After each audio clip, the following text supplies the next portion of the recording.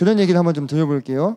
자, 남녀노소라고 하는 구분, 이 구분은 땅에 속한 구분입니까? 하늘에 속한 구분입니까? 여러분 잘 생각해 보세요. 내 영혼이 남자입니까? 그런 생각 해보신 적 있으세요? 내 영혼이 여자인가? 영혼이 남녀가 어디 있어요? 제가 그때도 전에도 한번 비슷한 얘기 한번 해드렸던 것 같은데, 내가 하나님의 창조의 계획 아래에서 남자의 몸을 받기로 결정됐기 때문에 남자가 된 거예요. 자 보세요. 내 영혼이 남자가 아니라 남자의 몸 속에 내 영혼이 들어왔기 때문에 남자로 사는 거예요. 이해되시죠? 그죠? 자, 내 영혼이 여자가 아니에요. 내가 하나님께서 내 창조의 그 원리 안에서 여자의 몸을 만드시고 거기다 내 영혼을 집어넣었어. 그러니까 내가 여자로 사는 거야. 이해되세요? 그래서 저는 우리의 몸을 떠나게 되면요, 우리 영혼은요 사실상 남녀의 구분을 할 수가 없습니다. 남녀 구분을 할 수 없어요. 제가 그때 우리가 그리스도의 신부다라는 표현 쓰면서 그거 설명하면서 한번 얘기해드렸잖아요. 그런 질문하시는 분들이 있어요. 나는 남자인데 어떻게 신부가 되냐? 그거는 어떤 얘기예요? 지극히 땅에 속한 이야기예요. 영적인 것은 영적인 것으로만 분별된다 했잖아요, 성경에서. 그죠? 그러니까 우리가 그 시각이 땅에 고착돼 가지고 보면 안 돼요. 그러면 하늘의 시각에서 봤을 때는 이 땅에서 우리가 드러난 형상이, 정효 형제는 남자의 형상이고 예언자매는 여자의 형상이야. 그지? 그죠? 근데 남자라고 해서 또는 여자라고 해서 차별을 두면 되겠어요, 안 되겠어요? 그거는 땅에 속한 논리라 이 말이에요. 땅에 속한 원리라 이 말이에요. 하나님께서 진정으로 바라시는 하나님의 나라 안에서는 지금 이 땅에서 남녀 또는 노소라고 하는 것도 늙은이와 젊은이, 어린이를 말하는 거잖아요. 그죠? 내가 지금 늙은 형상인 것은 왜 그런 거예요? 내 영혼이 늙어서 그런 거예요? 내가 받은 이 육체가 남들보다 좀 일찍 와가지고 더 시간을 많이 보냈어. 더 산소를 많이 소비했어. 그래서 내가 지금 늙은 모습으로 보이는 거지. 그죠? 내 영혼이 늙은 겁니까? 그렇지 않습니다. 그래서 여러분들 이렇게 생각하시면 좋아요. 몸을, 또 오해하실까 모르겠는데 제가 좀 조심스럽게 설명할게요. 몸을 브레이크라고 생각해 보세요. 몸을 브레이크라고 하면, 브레이크 밟으면 어떻게 돼요? 안 나가죠. 그죠? 우리의 영혼은 원래 우주를 여행할 수 있는 잠재력을 가지고 있는 존재예요. 이해되십니까? 근데 그게 어디에 들어있기 때문에, 몸이라는 단지 안에 매여 있기 때문에 그렇게 못하는 거예요. 실제 제가 지난주에도 ND 얘기했잖아요. 그죠? 니어덱스 익스피리언스. 거기서 시신경을 상실한 분들의 그 임사체험 수기를 읽어봤어요. 읽어봤어요? 시신경을 상실했으니까 눈을 볼 수 있어, 없어? 볼 수 없어요. 내가 받은 육신의 기관이 고장났기 때문에 그걸 못 쓰는 거지 영혼이 고장난 게 아니에요. 그 사람이 자기가 이 몸 안에 있을 때는 못 봤는데 그 몸 안에서 영혼이 튀어났을 때는 다시 봤단 말이에요. 뭐 말인지 이해돼요? 이 몸이, 육신이 브레이크 같은 거라고. 내 영혼이라고 하는 것은 하나님의 형상을 닮아서 창조된 거잖아요. 그 영혼의 가능성을 다 발휘할 수 없게끔 제어하고 있는 게 육신이라고, 어떤 면에서. 그래서 여러분들, 육신에 사로잡힌 분류법이 남녀노소예요. 하나님의 나라에는 그것들이 전혀 상관이 없는 나라가 돼야 되는 거예요. 그래서 그 남녀노소에 상관없이 하나님이 성령을 부어주셨다 한 것은 뭐냐면 하나님의 나라의 단상을 예언적으로 보여주신 거라 이 말이에요. 그 나라에서는 남자이고 여자여서 차별받는 것이 아니고 노인이고 어린이여서 차별받는 것이 아니다. 실제 그 시대에는 어떤 시대였어요? 성인 남자만 사람 취급받았어요. 5천 명에게 떡을 먹였다 했을 때 5천 명은 무슨 숫자였어? 성인 남자 숫자였어. 여자하고 어린아이들은 세지 않았어요. 그죠? 그렇게 이 땅의 시선이 고착돼가지고 차별적인 사회였다고. 그런 사회 속에서 이 오순절 성령 강림 사건이 남녀노소에게 불문하고 일어난 것은 하나님의 나라의 모습을 예언적으로 보여준 거라고, 우리에게 미리. 이 사건이 일어나고 나서도 몇천 년이 지나서야 남녀 평등이 어느 정도 실현이 됐잖아요. 여자들이 이 선거권을 받은 게 불과 100년 안 됐을걸요? 100년 됐나 지금? 100년 채 안 됐을 거예요. 그렇게 시간이 많이 걸린 거예요. 이 땅에 고착된 시각으로 바라봤을 때는. 근데 하늘은 그렇지 않다는 거죠. 네. 어느 정도 됐습니까? 잘 보셨어요? 2조. 네.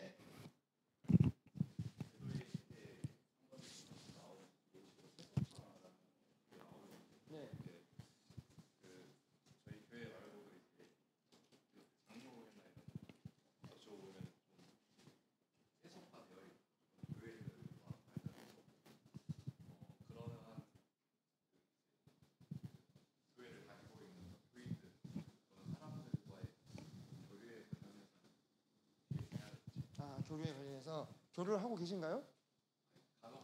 간혹 가다가 자 여러분 제가 그 배도의 특징 중에 하나로 세속화를 썼는데 세속화가 뭡니까? 에? 세상과 타협하는 그래 세상화 되어가는 거잖아요. 그죠? 세상화 되어가는 거잖아. 그럼 세상화 되어가는 게 뭐예요? 에? 이거 하면 안 되는데 자꾸 나오네 이게. 자, 세상화 되어간다는 것을요, 뭐 사단마귀가 이렇게 막 뭐 무시무시한 모습으로 나타나가지고 나를 막 이렇게 뭐 이렇게 막 엮어가려고 그렇게 생각하면 안 돼요. 세상화 된다는 것은 뭐냐면요, 이것은요 시류에 편승해서 그때 뭐가 기준이 달라지는 게 세속화예요. 여러분들 생각보다 충격적인 정의죠. 세속화가 막 내가 막 뭐 이게 세상에서 흔히 말하는 그런 것들 막 즐기고 누리는 게 세속화가 아니라 세속화라고 하는 것, 세상이라고 하는 것은요 시류에 편승해서 그때 기준을 바꾸는 것을 세속화라고 해요. 여러분 세상 보세요. 세상은 그때 뭐가 달라져요. 기준이 달라지잖아요. 그죠? 그래서 그 변화하는 변화무쌍한 기준의 이 시류의 변화에 편승하는 사람이 잘 나가고 돈도 많이 벌고 유명해지는 거예요. 이 변화의 흐름을 간파하지 못하고 딴소리하면 어떻게 돼? 금방 도태돼. 그죠? 그런데 세속화와 반대로 경건한 삶을 추구한다는 것은 뭐냐면 시류에 편승하지 않고 기준을 바꾸지 않는 거. 아주 간단한 구분법입니다. 여러분들 경건한 것이 막 기도를 많이 하고 막 뭐 말씀을 열심히 읽고 막 암송을 하고 물론 그렇게 생각하실 수도 있거든요. 이것은 이렇게 간단하게 보시면 돼요. 기준을 바꾸느냐 안 바꾸느냐의 차이예요. 그러면 이제 아까 그 질문으로 돌아가 가지고 세속화되어 있는 뭐 예를 들면 장로교회 이렇게 얘기했잖아요. 잘 보세요. 그러면은 기준은 어떻게 바뀌는지. 옛날에는 장로교회도요 다 동성연애는 뭐라 했어요? 죄라고 했어요. 죄라고 했어요.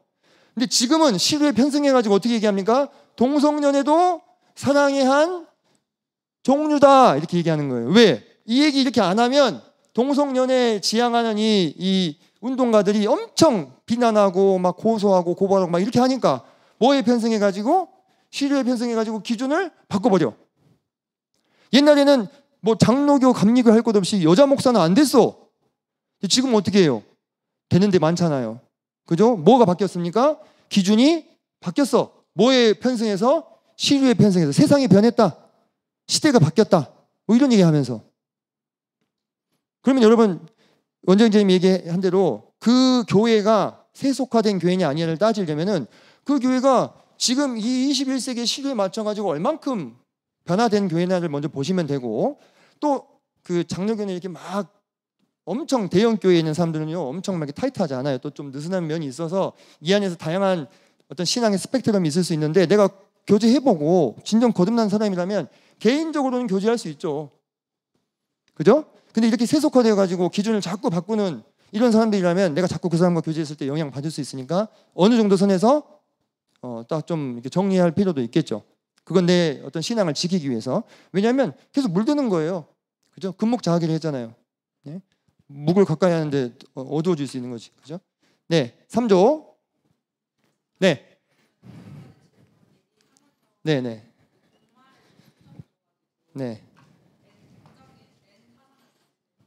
네. 저 N이에요. 저 완전 N이에요. 네. 내일. 내일 월요일인데 나이스인데? 네, 월요일. 네. 내일 지구종말 연단을 내가 확실하게 안다. 그러면 저는 별로 뭐 고민할 거 없어요. 좋은 식당에 가가지고 우리 가족들하고 최후의 만찬을 먼저 하고, 그리고 집에 모여가지고 같이 모여서 기도하고 잘 거예요. 눈 뜨면 하나님이랑 같이 있겠지. 뭐 더 해요. 그리고 맞다. 뭐 내가 이제 생각나는 친구들한테 이제 복음 문자를 보내야 되겠지. 왜? 일일이 통하면 시간 많이 걸리니까. 문자를 보내는데 이렇게 보내는 거야. 내일이면 나 없어진다. 내일 나 없어지는 거 보고 내 말이 사실이라는 거 좀 믿어줘라 하고 복음을 싹 얘기해야지. 그럼 그 다음날 내가 없어지면 애들이 처음에 문자 보고 진짜 이선진이 또 이러네 이랬다가 그 다음날 내가 사라진 거 보고 뭐야 하고 듣겠죠. 그래서 이제 환란기 성도가 되겠지 이제. 가지고 666표 안 받고 버티다가 죽어가지고 이제 피로써 이제 하늘 날아가서 형제하고 만날 수 있겠죠. 그럴 수 있겠죠. 예, 그래서 이제 뭐 N이니까 예, 저도 이렇게 한번 생각해 보자면 요 정도. 예, 그리고 우리 효원이, 희일이, 재훈이 한 번씩 다시 구원 확인해봐야 될 것 같고, 그죠? 예. 좋은 물건 있으면 옆집 아저씨, 불교 믿는 아저씨한테 좀 갖다 드리고 또 제발 하나님 믿으세요 하고 우리 옆집 아저씨가 불교 믿어요. 거기 집안에 불상 같은 게 있어. 예, 그래서 좀 그래요. 사람은 참 좋으신데. 네, 그렇습니다. 무슨 얘기 나왔어요? 예언자님 그 조에서는 예, 좀 들어보고 싶은데. 네.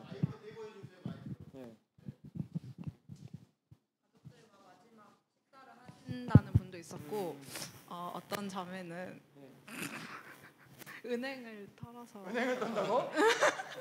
이제 뉴스에 나올 만한 큰 어떤 사건을 저지르고 세상에 이름을 날리고 죽겠다. 그게 바로 저예요. 나는 그렇게 이목을 집중시킨다면 복음을 전하겠다 이런 건 줄 알았더니 이름을 그냥 날리고 사라지겠다 이건가?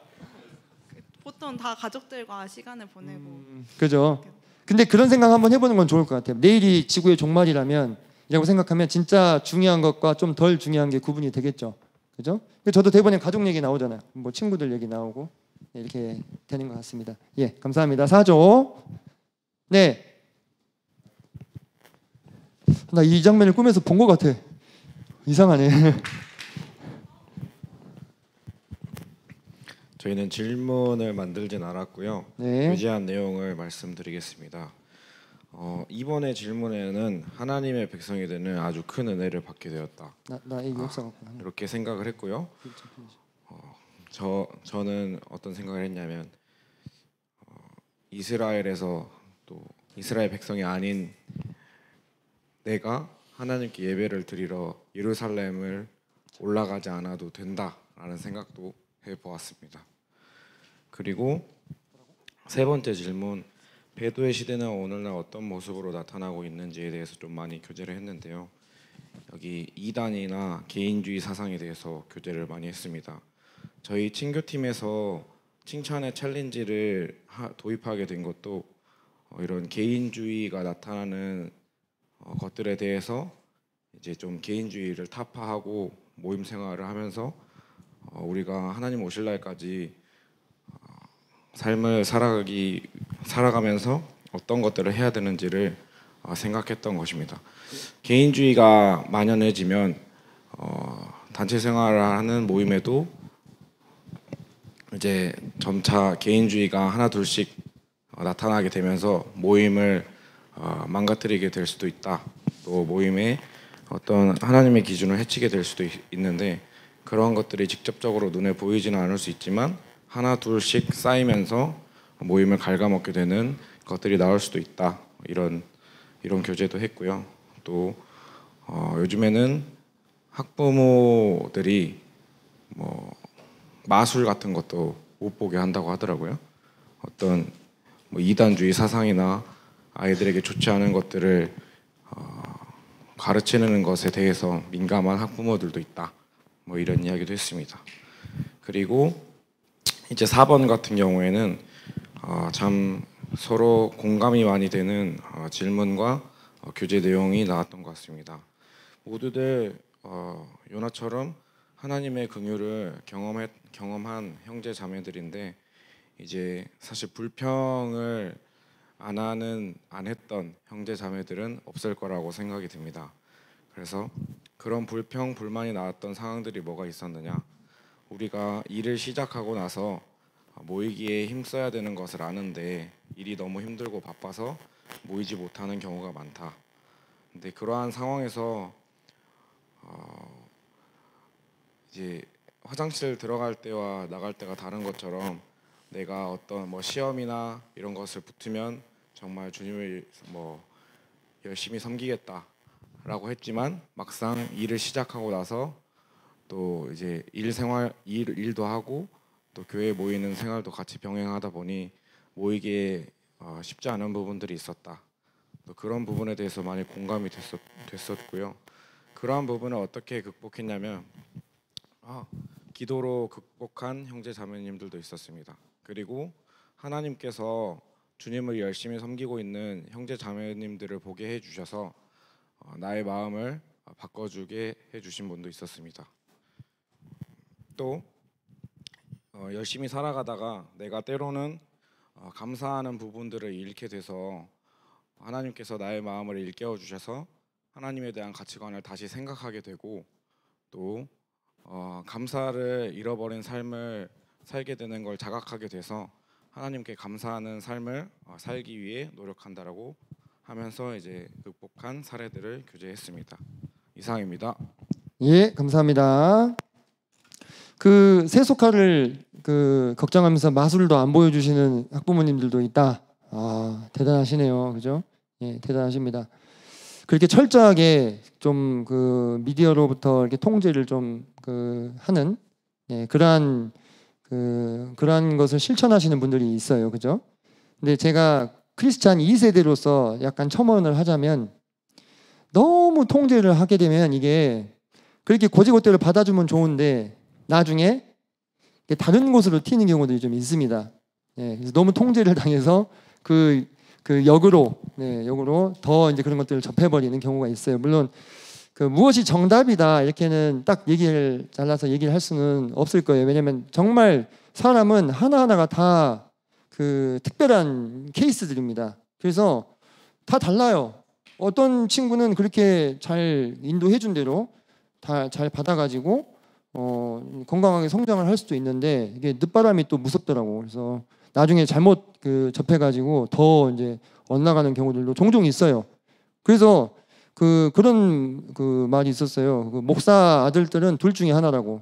완전 신실하거나 완전 엇나가거나 둘 중에 하나다. 그런 얘기들이 좀 있었습니다. 그래서 이제 저도 애들 셋 키우면서 100% 이렇게 유해한 컨텐츠를 차단하기가 좀 어렵더라고요. 최근의 사례를 얘기해 드릴까요? 여러분 K-pop 데몬 헌터스 알죠? 보신 분? 손. 아, 보셨어요? 예, 보셨죠? 예. 그 K-pop 데몬 헌터스의 그 컨텐츠가 뭡니까? 소재가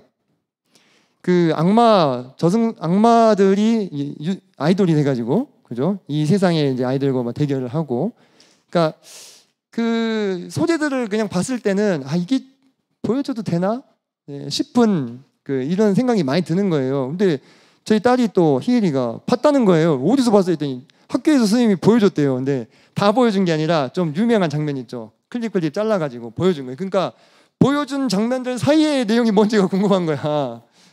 이게 좀 난감하긴 하더라고요. 이게 보여주기가 좀. 그래서 이제 참 그때 주님께 지혜를 구해야 되는 게 맞긴 한 것 같아요. 이 세대들을 이제 할 때. 근데 때로는 그냥 백신이다 생각하고 조금 주입하고 이게 어떻게 잘못된 건지 설명해 주는 것도 좀 필요하지 않을까 그런 생각들도 좀 해보게 됐습니다. 예, 감사합니다. 5조 질문. 5조는 질문은 없습니다. 네. 그러면요, 다른 건 있어요? 뭐 다른 것도 없는데 네. 교육제한 거 뭐 말씀 좀 드리자면은 네. 배도의 시대 때 배도의 모습을 어떻게 규정할 것인가 이런 얘기도 했었고 또 다윗의 장막의 회복도 이루어졌을 때 우리가 얻는 은혜가 얼마나 큰지 체감하고 있는지도 한번 나눠봤고요. 또 성령 강림 부분에 있어서도 구약과 신약의 다른 부분을 언급하면서 이래서 다른데 지금은 우리는 정말 좋은 시대 살고 있구나. 남녀노소 불문하고 성령님 임하셔 있으니까 이런 교제도 한 것 같습니다. 마지막에 여호와께서 홀로 왕이 되실 날 이 부분에 대해서도 이전 주제에서 다루었던 여호와의 날을 같이 생각을 하면서 이번 시간에는 메시아에 좀 더 집중해서 교제를 나눠봤던 것 같습니다. 네, 감사합니다. 그래서 배도의 모습이 어떻게 나타날 거라고 얘기가 나왔어요? 뭐 딱 이것이다라고 정리하지는 않았는데 네. 각자 생각을 얘기했거든요. 근데 네. 뭐 한 분은 그냥 교회 안 나가는 것도 배도다라고 생각도 하고 아니면은 의지적으로 하나님의 은혜를 거부하고 완전히 돌아서는 거. 하나님의 은혜와 긍휼이 충분히 경험했음에도 불구하고 그걸 부정하고 돌아서는 것도 배도다. 이렇게 얘기를 하기도 하고 했습니다. 좋은 얘기가 많이 나왔네요. 그 교회를 안 나와버리는 배도자는 차라리 좀 나은데 교회를 나오는 배도자가 진짜 문제예요. 교회를 나오는 이제 개역 한글에는 배도라고 나오고 개역 개정에는 배교라고 나오거든요. 교회를 나오는 배교자가 진짜 문제라고. 없을 것 같습니까? 예, 왜 없어요? 있죠. 교회를 나오는 배교자들이 있습니다. 예. 이따가 다시 이제 좀 배도 관련해서 얘기를 좀 나누도록 하겠고요. 자, 이제 5조의 뭐 질문과 또 나눴던 내용들을 좀 이렇게 들어봤는데요. 우리가 혹시 제가 지난 시간 그 나눴던 교재 그 요약한 거 올린 거 혹시 잠깐 읽어 보셨어요? 예, 그거 AI한테 맡긴 건데 잘하더라고요, 요약을. 저 요약을 잘해. 예. 그래서 포인트를 다 잘 집어놨더라고요. 그래서 그거 읽어보시면 지난번 시간 예, 내용이 잘 좀 익숙해지실 것 같고. 자, 제가 한번 물어볼게요, 여러분. 이제 종말론에 여러 파트가 있는데 그 중에 이제 우리가 휴거라는 사건이 있죠. 아무래도 우리가 가장 먼저 이제 내다보고 있는 사건이 휴거니까. 여러분, 이 일이 진짜 일어날 거라고 생각하세요? 아니면은 조금 아리까리하세요? 예? 일어날까? 아, 진짜 그렇게 믿어요? 예. 혹시 어렸을 때 휴거 때문에 무서워해 본 친구? 아, 네, 손 내리세요. 무서워한다고 하는 것은요, 그걸 진짜로 믿는다는 이야기예요. 예? 믿지도 않는 것 때문에 왜 무서워? 예? 저는 어렸을 때 너무너무 휴거 때문에 시달렸어요. 왜냐하면 내가 그때 얘기 한번 했나? 그 휴거가 일어나고 나서 이 온 지구가 적그리스도의 세상이 됐던 때를 묘사한 소설이 있었어. 내가 지금 보니까 19금이야. 너무 잔인해서 내가 그걸 근데 읽었단 말이에요. 초등학생 때, 어렸을 때. 집에 있는 책을 다 그냥 막 이것저것 꺼내다 읽었거든요. 근데 거기에 사람을 이제 그 예수님을 배반하지 않는 이제 성도를 죽이는데 처음에 이렇게 팔을 자르더라고. 그리고는 귀를 자르고 눈을 자르고 코를 자르고 혀를 잘라서 옆에 이렇게 기름가마에다가 이렇게 막 던지는 거예요. 그 소설에 그런 게 막 적나라하게 묘사가 되어 있는 거예요. 이제 나중에 이제 다 집어넣어버려 이제 기름가마에 이제. 근데 그거를 초등학교 몇 학년이 됐을까? 어렸을 때 읽었는데 어떻게 했어요? 나는 그게 몰랐는데 지금 생각해보니 내가 트라우마가 생긴 것 같아. 트라우마가 생겨가지고 아버지 어머니만 집에 늦게 들어오시면 혹시 휴거 됐나 하고 나 기름가마 들어가야 되는 건가 하고 엄청 무서워했던 그 기억이 있습니다. 여러분, 자, 제가 옆에다 하나를 더 써볼게요. 자,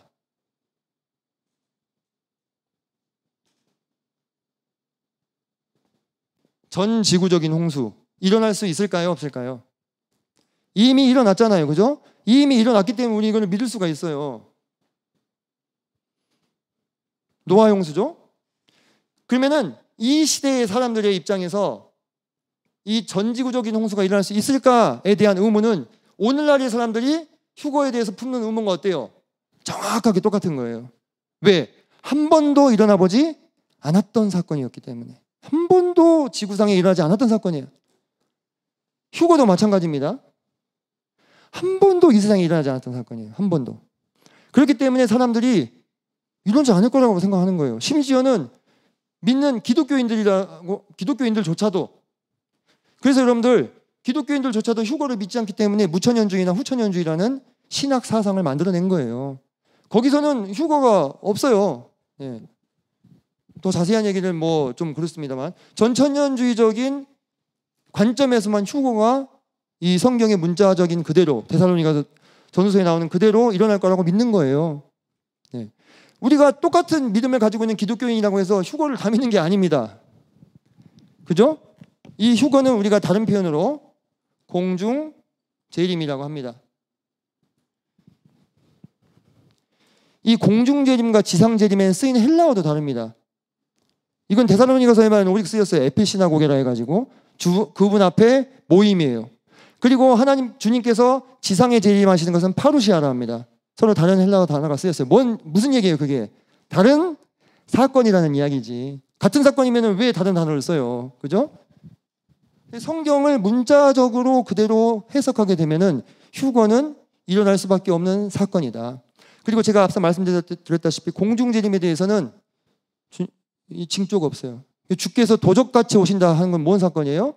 공중재림을 말하는 거예요. 왜냐하면 지상재림은 여러분 우리가 어느 정도 가늠이 된다니까.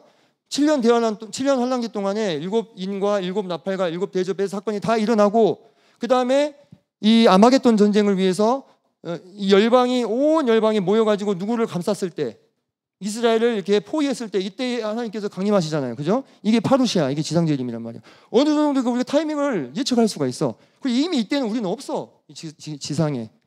근데 이거는 언제 일어날지 모르고 아까 우리 예언자매가 질문했던 것처럼 당장 오늘 저녁이라도 주님이 오실 수 있는 거예요.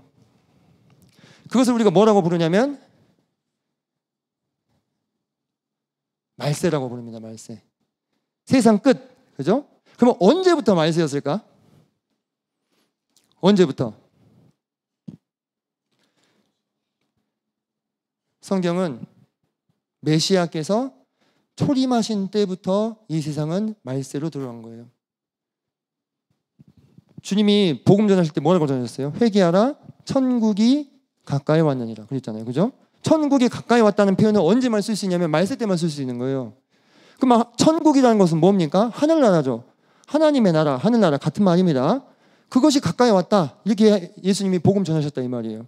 그러니까 그때로부터 주님이 대속의 사역을 완성하시고 승천하신 이후 그리고 오순절 성령 강림하시고 나서 교회가 태동했죠. 그리고 나서 지금까지 이 기간 동안에는 언제라도 주님이 오셔도 이상할 것이 없는 시대다. 근데 왜 예수님이 안 오셔요? 그렇지. 이미 성경 말씀이 나왔잖아요. 그죠? 그분이 너무 긍휼하시고 자비하셔서 아무도 멸망하지 않기를 원하시기 때문에 오래 참고 계시는 거예요. 그래서 못 오셔. 하지만 정한 때는 분명히 있다는 것입니다. 장래에. 그 날이 언제인지 알 수 없어요. 그리고 우리는 이미 성경에서 그런 것 때문에 마음이 쉽게 동요하지 말라 이렇게 얘기하고 있어요. 그러니까 저는 이렇게 생각해요. 여러분들이 지금 열심히 저축도 하고 있죠? 뭐 직장생활 하시는 분들. 그리고 미래를 위해서 뭐 연수를 받기도 하고 뭐 새로운 기술들을 배우기도 하시죠? 이거 다 우리가 쓰고 갈까 못 쓰고 갈까? 못 쓰고 간다니까? 우리가 이것을 쭉 가지고 가던 어느 날 주님이 오셔요. 그러면 내가 그 다음 날에 주님이 오시는 거 알아 몰라? 모르는 상태에서 내 통장 잔고는 여전히 남아있을 거 아니에요. 내가 만약에 집을 샀다. 집 그대로 있겠지. 그죠? 내가 학교를 다니고 있다. 학교 한 3학년쯤 다니고 있다. 그 학점 받은 거 다 그대로 놔두고 가는 거예요. 그죠? 그래서 이게 당연한 거예요. 당연한 거예요. 미래를 생각하지 않고 막 지금 당장 내일 주님 오실 건데 복음 전하러 가라. 우리 그렇게 1세대 형제님들 많이 하셨어요. 그분들 순수한 열정은 제가 정말 존경합니다. 하지만 2세대, 3세대로 태어난 우리가 살아가는 시대는 이런 것들을 해야 돼. 하면서 언젠가 주님 오셔요. 그때 우리 놔두고 갑니다. 다 못 써요. 내일 주님 오실 거 알았으면 오늘 다 쓰겠지. 어떻게든지. 근데 그게 안 되잖아. 우리는 모르니까. 그죠? 하지만 여러분들 근데 뭐 세상에 손해를 끼치고 간다고 생각하지 마세요. 그때 적그리스도에 의한 세계 단일 정부가 편성이 되면서 그들이 아마 이 휴거된 사람들이 동산과 부동산을 모두 압류할 것입니다. 그래가지고 그 정부를 위해서 쓰겠죠. 그죠? 네. 그래서 어떤 형제님은 그 부동산 담보대출을 받으셨어요. 자기 집을 담보로 해가지고 알죠?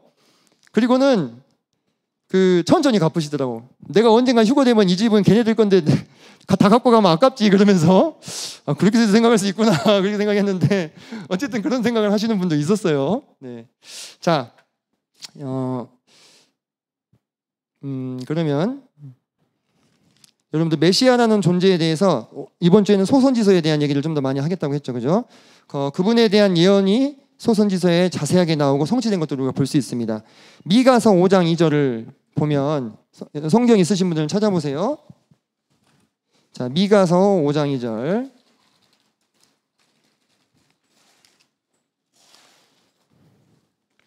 자, 찾으신 같이 한번 읽어볼까요? 5장 2절.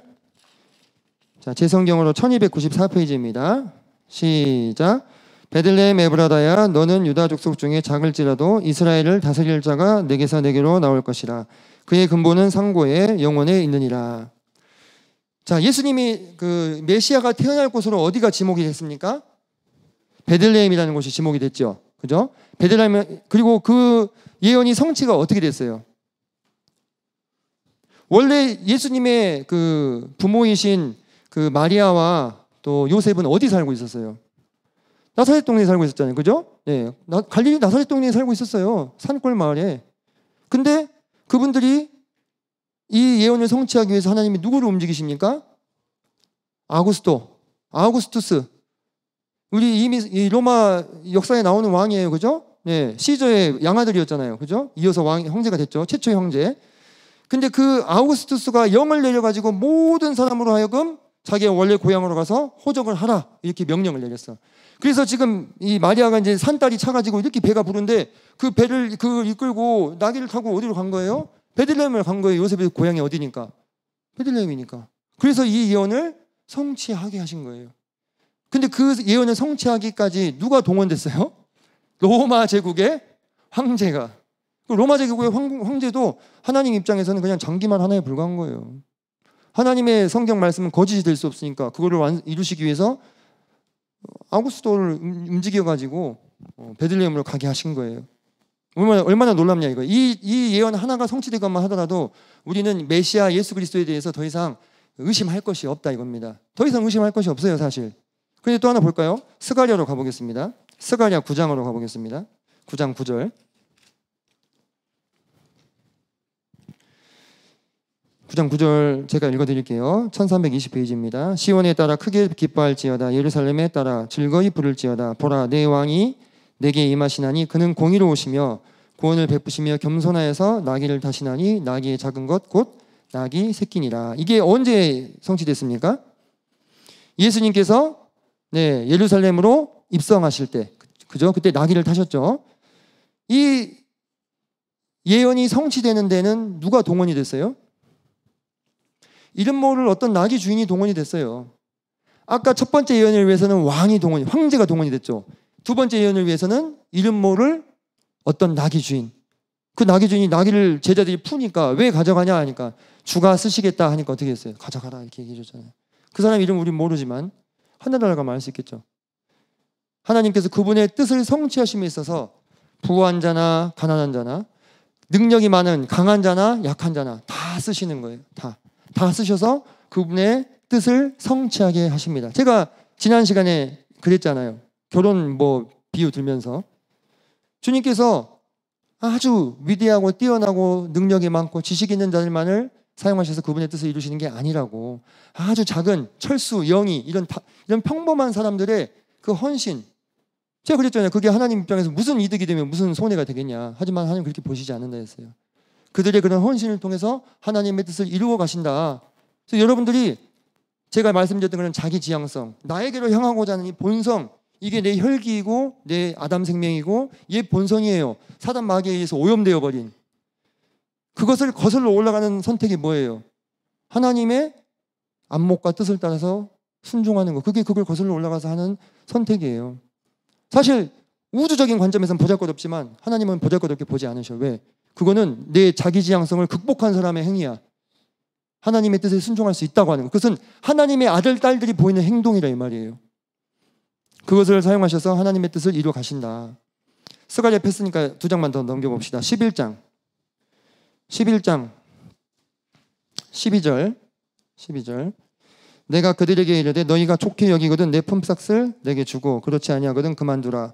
그들이 곧 은 30개를 달아서 내 품삯을 삼은지라.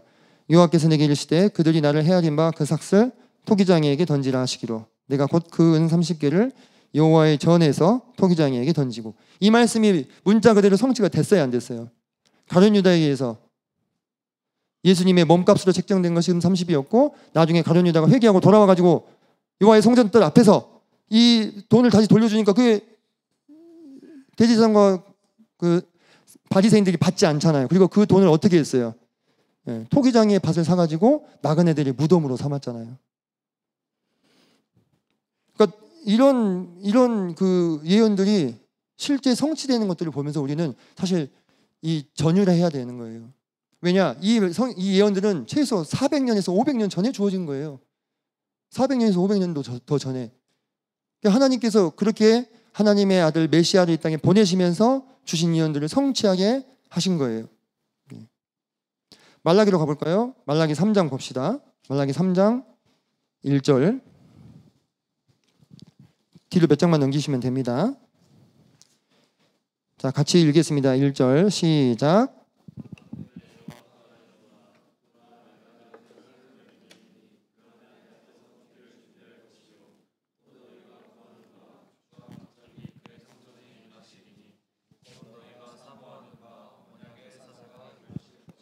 아멘. 감사합니다. 자, 거기서 만군의 여호와가 이르노라 보라 내가 내 사자를 보내리니 했을 때 이 사자는 예수님 앞서서 예수님이 오실 길을 예비하신 침례 요한, 세례 요한을 말하는 것입니다. 예. 그래서 이 뒤에 보면은 말라기서 4장에서도 내가 선지자 엘리야를 보내겠다 하신 거예요. 그래서 이스라엘의 백성들이 세례 요한한테 찾아가서 물어보잖아요. 네가 오리라 한 그 엘리야냐? 근데 세례 요한이 뭐라고 대답해요? 아니라 이렇게 대답해요. 그러면 세례 요한이 엘리야가 아닌가? 이 세례 요한의 답변은 뭘까요? 여러분들 그 사복음서 읽으면서 그런 궁금증 안 가져봤어요? 왜 세례 요한은 자기가 엘리야가 맞는데 아니라고 했어요? 이스라엘 백성들이 그때 당시에 기대하고 있던 엘리야는 어떤 엘리야냐면 구약시대의 그 엘리야.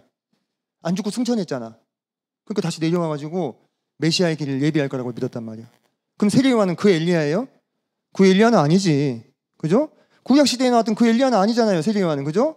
여기서 오리라는 이 선지자 엘리야로 표현했지만 결국은 이 사람이 지목하고 있던 진짜 인물은 누구였어요? 세례 요한이었잖아요. 그죠? 그래서 예수님이 증언해 주시잖아요. 나중에 너희가 즐겨 받을진대 오리라한 엘리야가 바로 그 사람이다 했어요. 이 세례 요한이 맞다 이렇게 얘기해 주셨어요. 세례 요한이 자기는 아니다라고 얘기한 거는 나는 너희들이 믿는 것처럼 그 구약시대 엘리야가 아니다 그 얘기예요. 네. 근데 말라기서가 예언하는 그 엘리야는 내가 맞아. 그래서 예수님이 증언해 주시잖아요. 그가 미리 왔고 그 뒤에 언약의 사자 3장 1절 끝부분에 언약의 사자는 예수 그리스도를 말씀하십니다. 그 언약의 사자가 임하셨다고 하는 거예요. 그러니까 여러분들 저는 좀 답답한 게 있어요. 왜 하나님께서 세상 만사들 이렇게 끌어가실까? 되게 많은 예언과 많은 은유와 비유들을 사용하셔서 그분의 아들 메시아의 탄생을 예언하시고 또 정한 때가 돼서 그분을 나게 하시고 그분이 또 평범한 사람으로 자라다가 하나님의 뜻을 행하시는 이러한 과정과 절차를 밟으셨을까? 그러니까 제가 머리가 어리석어서 그런 거예요. 그냥 짠 하고 하나님 예수님이 나타나가지고 싹 쓸어버리고 새 세상을 만드시면 좋을 것 같은데 제 생각 같아서는 그렇게 하지 않으신다는 거예요. 그러니까 우리가 하나님의 일이 이루어지는 이 과정이요 이래요.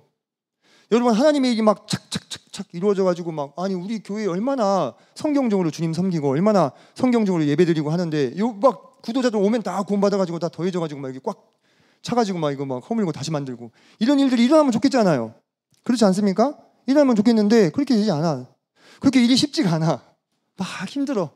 몇 번 복음을 들어도 깨닫지 못하고 그냥 가버리고 그죠? 하나님 말씀 들어도 깨닫지 못하고 그냥 사라지고 뭐 이런 일들이 계속 반복된다 이겁니다. 근데 하나님께서는 그런 과정 가운데 그 힘들고 어려운 일을 마침내 이루어내심으로 인해서 더 큰 영광을 받으시는 경향이 있는 것 같아요. 그렇게 일을 하셔요. 그러면 내가 어떻게 내가 하나님보다 더 센 사람입니까? 내가 하나님한테 맞춰야지. 그러잖아요. 내가 하나님한테 맞춰야지. 그래서 하나님의 방식대로 일을 해야지. 그래서 여러분들이 선한 일을 위해서 헌신하시고 노력하실 때 성과가 잘 안 난다고 해서 막 얘들이 내 마음을 몰라준다고 해서 또는 막 학생부가 막 힘들다 해서 혹시 뭐 힘들다는 얘기가 아니고 마음에 너무 힘들어하지 마세요. 주님의 일이라는 게 그렇더라고.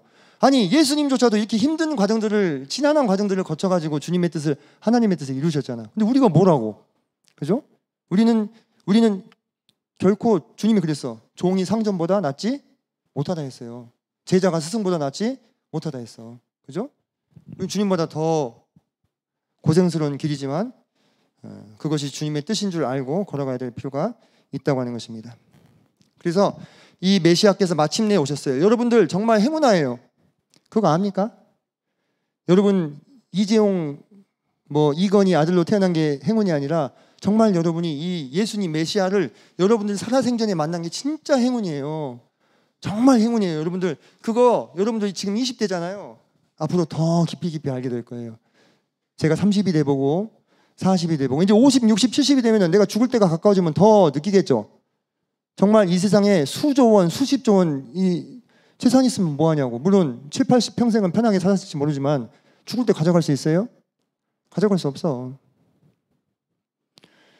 근데 우리는 어떤 하나님의 은혜가 임해가지고 이 메시아를 만나서 이 메시아를 메시아로 알아보고 이분을 위해서 사는 삶을 걸어가게 됐냐 이거예요.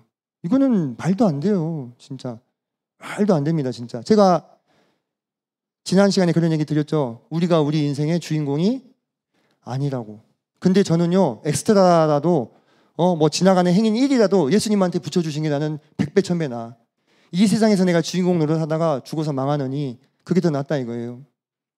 주님 옆에만 붙어 있으면 우리는 알아서 영광을 받을 거예요. 왜? 주님이 영광을 받으시면 그게 우리 영광이에요. 이제 주님과 우리는 별개가 아닙니다. 여러분이 제가 정말로 거듭난 형제 자매라고 가정하고 말씀드립니다. 거듭나지 못했는데 형제라고 할 수도 있고 거듭나지 못했는데 자매라고 할 수도 있어. 왜? 우리는 눈이 하나님의 눈이 아니야. 오늘 뭐 말씀 들으셨죠? 하지만 제가 다 믿고 말씀드립니다. 여러분은 정말로 주님과 하나예요. 하나. 이게 언어적인 표현이 아니라 진짜 하나라고. 그러면 주님이 하나님의 보좌 우편에서 통치하시면 우리도 같이 통치하는 거예요. 그게 교회 그리스도의 신부들에게 주어진 특권입니다. 이 땅에서 우리가 그것이 지금 가시화되지 않았다고 해서 막연한 일로 생각하지 마세요. 이 우리의 인생이라고 하는 것은요 정말로 아침에 사라지는 안개 같아요. 정말 금방 사라져요. 금방.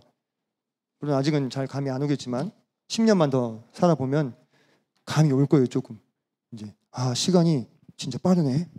그것을 조금 더 느낄 거예요. 저도 태중이 형님이 느끼시는 시기와 제가 느끼는 시기가 다르겠죠. 저기는 50. 그래요. 아직 안 되셨어요? 달라요. 점점 더 빨라진다니까요. 근데 점점 더 빨라지는 게 서운하지가 않아. 왜? 나는 거기 갈 거니까. 난 거기 갈 거예요. 진짜로. 하나님의 나라 난 들어갈 거라고. 진짜로. 그리고 난 그것만 하나 마음에 걸려. 내가 지난주에도 얘기했잖아. 우리 애기들 좀 크면 난 언제 가도 상관없어. 진짜로. 그 세계가 더 좋을 것을 알기 때문에.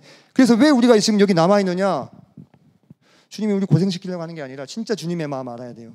주님이 그 나라에서 여러분과 함께 영광과 상급을 누리게 하시려고 이 땅에 남아있게 하신 거예요. 주님 마음 같아서는 금방이라도 데려가고 싶죠. 거듭난 사람들. 근데 그렇게 해서 그 나라에 쑥 들어가 버리면은 뭔가 좀 아쉬울 거 아니에요. 주님을 위해서 내가 눈물도 좀 흘려보고 주님 위해서 고생도 좀 해보고 그래야 주님 만났을 때 뭔가 얼싸 안을 만한 맛도 나지. 아무것도 한 게 없어. 악수만 한번 하고 말겠지. 서로 대면대면 한 거야. 왜? 그 나라를 위해서, 그 메시아를 위해서 그렇게 놀라운 보화를 우리가 발견했는데 이 보화를 위해서 내가 뭘 팔았냐 이거예요. 내 것을 가지고 있는 것을. 내가 가지고 있는 모든 것을 다 팔아서 사고 싶은 보화가 이 진주가 예수 그리스도라 이 말이에요. 사도 바울이 뭐라 했어요? 내가 가진 모든 것을 다 배설물로 여기고 무익한 것을 여긴 것은 내가 그리스도 안에서 발견되고자 함이라. 그리스도를 발견하고자 한다. 그 사람이 어떤 사람인데? 그 사람이 어떤 사람이에요? 그때 당시 이스라엘의 최고의 수재고 그냥 자기가 숨만 쉬고 있어도 이 사람은 승진해. 근데 그걸 다 버리고 주님을 위해서 살았잖아요. 우리가 그만큼만 안 되더라도 그분은 삼층전을 갔다 왔으니까 눈에 봤으니까 좀 더 그렇게 그럴 거 아니에요, 그죠? 주님이 감안해 주시겠지. 우리 못 보고도 사는데, 그죠? 보지 않고 믿는 자는 더 복되다 했잖아요. 복된 사람들이에요, 진짜. 그래서 그 복된 길을 함께 걸어갔으면 좋겠어요. 10분 안에 끝내겠습니다. 자, 베드로후서로 한번 가봅시다. 할 얘기는 참 많은데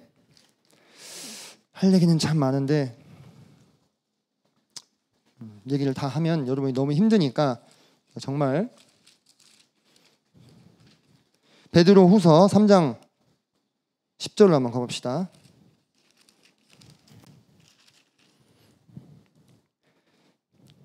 자, 3장 10절부터 제가 읽겠습니다. 그러나 주의 날이 도둑같이 오리니 그날에는 하늘이 큰 소리로 떠나가고 물질이 뜨거운 불에 풀어지고 땅과 그 중에 있는 모든 일이 드러나리로다. 이 모든 것이 이렇게 풀어지리니 너희가 어떠한 사람이 되어야 마땅하냐. 거룩한 행실과 경건함으로 하나님의 날이 임하기를 바라보고 간절히 사모하라.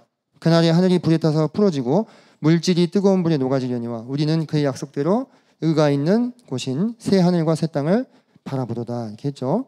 자, 3절 봅시다. 3절.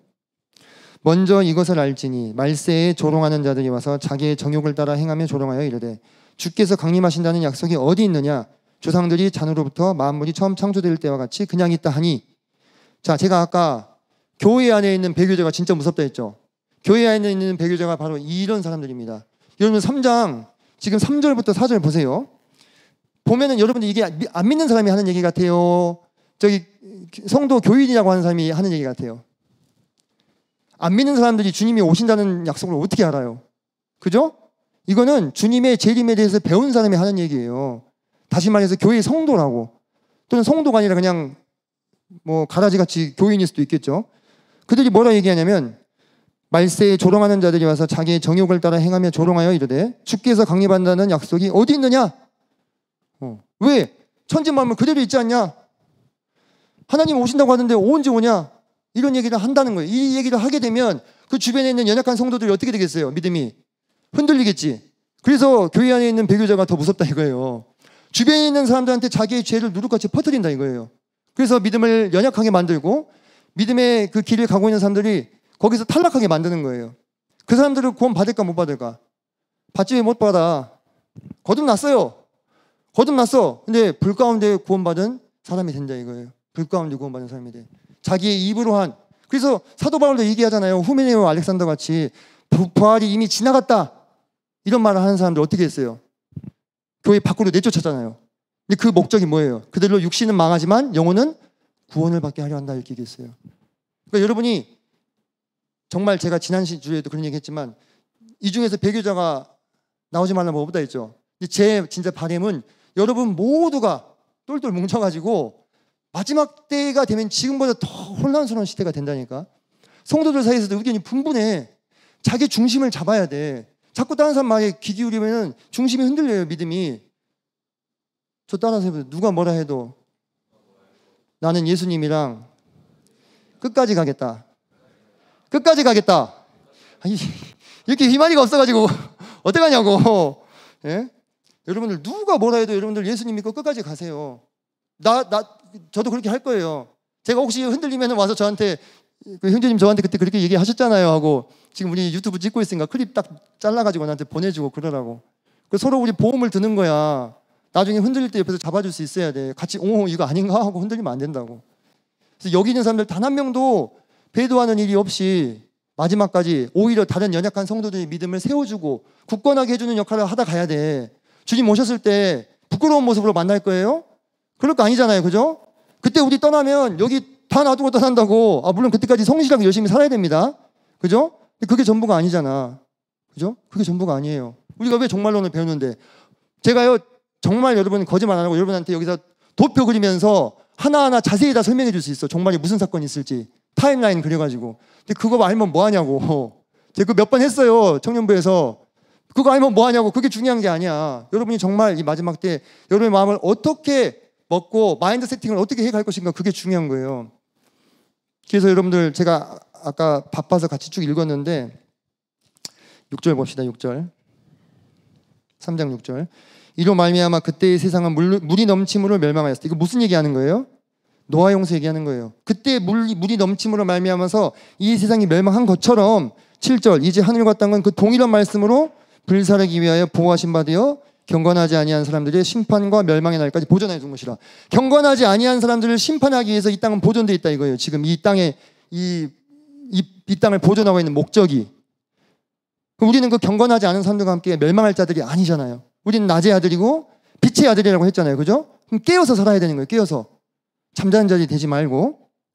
8절 사랑하는 자들아 주께는 하루가 천년 같고 천년의 하루 같다는 이 한 가지를 잊지 말라. 제가 아까 얘기했던 거 그거. 하나님이 왜 못 오시냐? 주의 약속은 어떤 이들이 더디다고 생각하는 것 같이 더딘 것이 아니라 오직 주께서는 너희를 다해 오래 참으사 아무도 멸망하지 아니하고 다 회개하기에 이르기를 원하신다. 하지만 다 회개할 수 없어.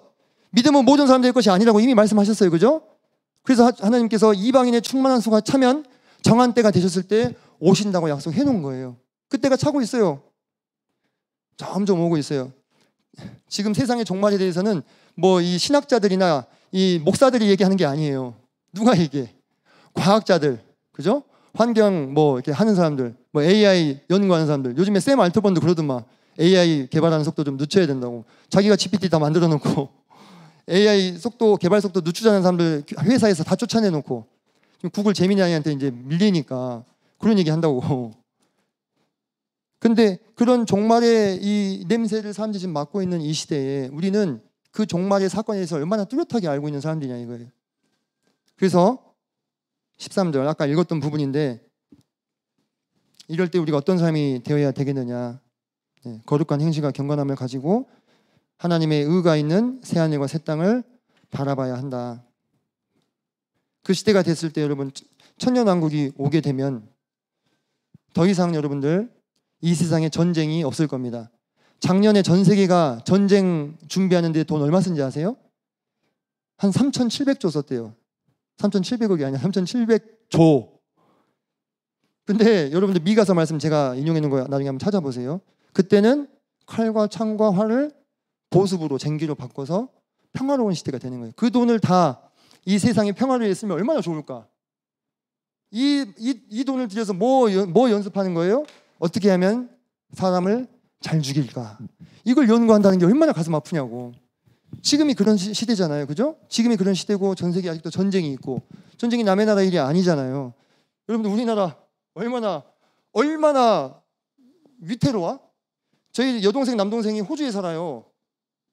이 호주 사람들이 여동생 남동생한테 물어본대요. 한국인들이 여기서 불안해서 어떻게 사냐고. 여기 북한이 핵무기 언제 쏠지 모르는데 어떻게 사냐고.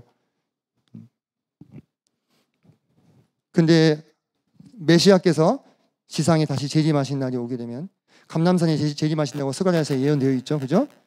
그때가 되면 그분께서 하나님의 나라를 이 땅에 가시적으로 임하게 하실 겁니다.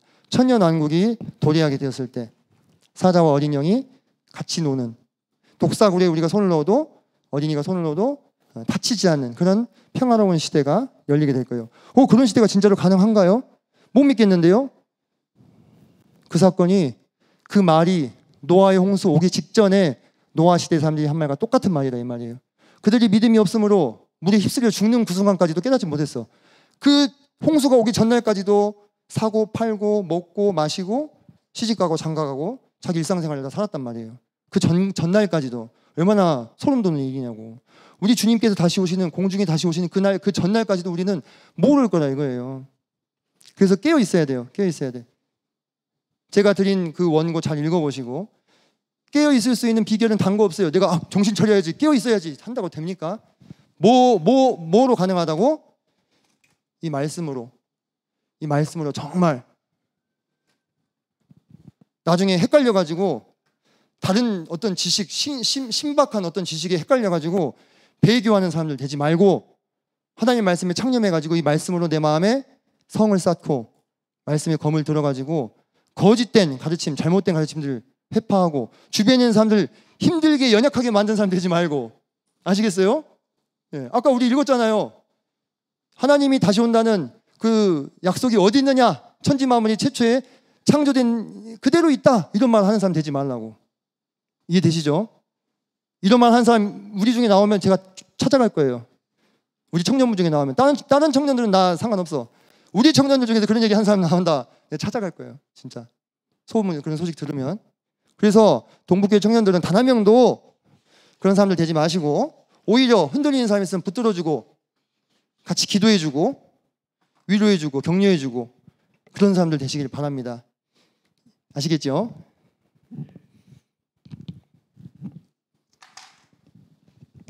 기도하고 끝내겠습니다.